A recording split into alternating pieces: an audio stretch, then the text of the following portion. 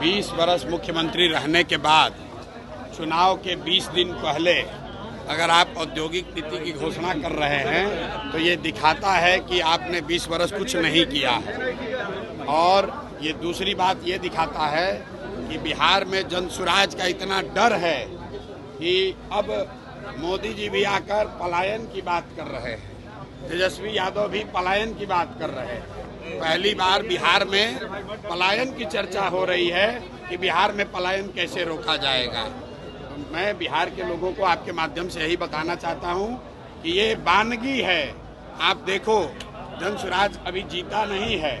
जनसुराज के प्रयास से, आपके सिर्फ खड़ा हो जाने से 400 रुपया का पेंशन 20 वर्ष में जो 410 नहीं हुआ वो 1100 हो गया। आंगनवाड़ी आशा वर्कर का मानदेय डबल हो गया। रसोईया की सैलरी बढ़ गई।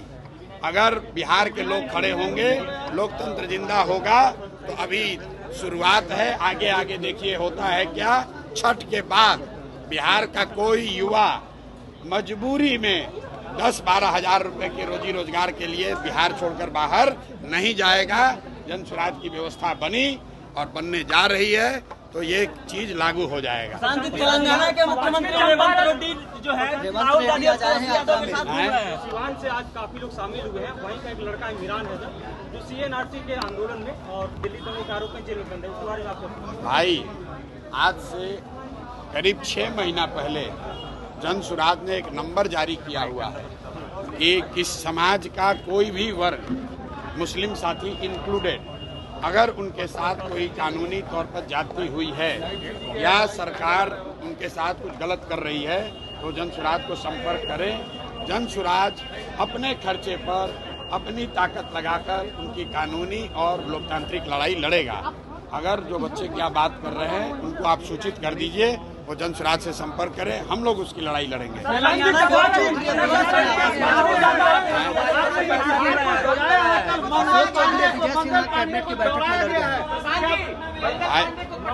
देखिए, ऐसा है, लोगों ने मान ली है क्या? देखिए, मैंने आपको पहले कहा है कि पिछले 3 वर्षों में पटना की सड़कों पर बिहार के लोग पीटे गए हैं।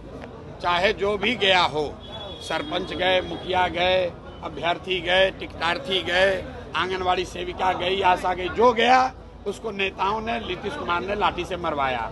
अब जनता की बारी है, जनता जग गई है।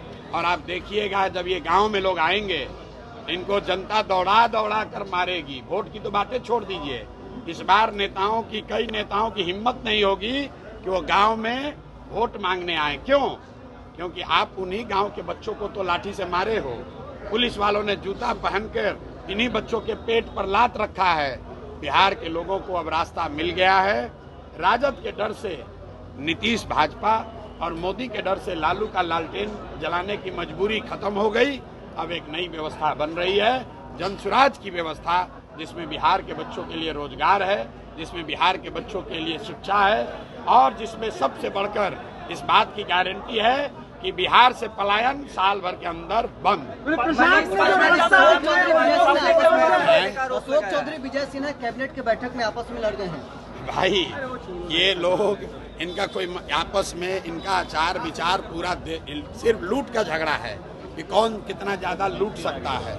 आप बताइए, अशोक चौधरी जैसा सर्वदलीय नेता जनता के पैसे से हेलीकॉप्टर से घूमकर अपने बेटी को साथ में लेकर अपना चुनावी प्रचार कर रहे हैं। कोई नहीं पूछ रहा है कि हेलीकॉप्टर का पैसा कौन दे रहा है। जरा अशोक चौधरी से पूछिए कि सरकारी योजना का शिलान्यास, उद्घाटन जो पहले से मुख्यमंत्री कर दिए, उसी का फिर से उद्घाटन करने हेलीकॉप्टर से जा रहे हैं। ये नेताओं का कोई वजूद नहीं है। जनता समझ चुकी है, इनका रास्ता खत्म। पश्चिमी चंपारण में 2